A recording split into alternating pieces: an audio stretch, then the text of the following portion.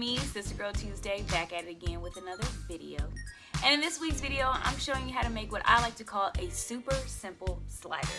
So this recipe can also be vegan if you just omit one topping or two. So keep that in mind to all my vegans out there watching.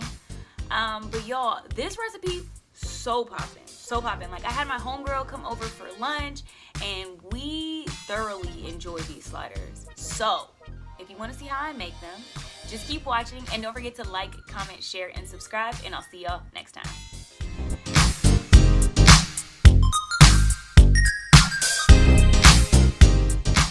Alright, so the first thing you're going to do is drain and rinse your chickpeas, and then go ahead and transfer them into a bowl.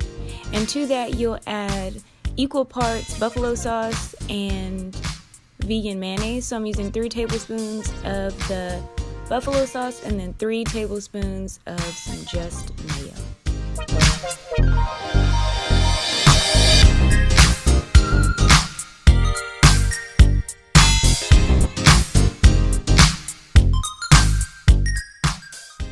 And then we're just going to season. I've got some onion powder going in, followed by a little bit of some garlic powder.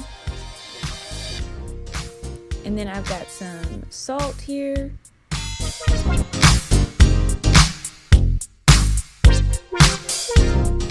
And a little ground black pepper.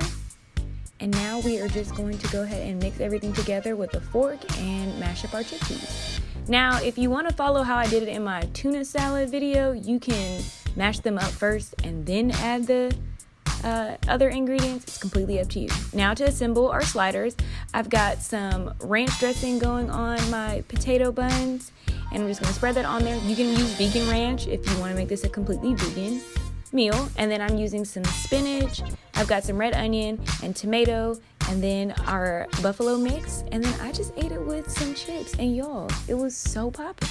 So tell me what you guys think about this in the comment section below.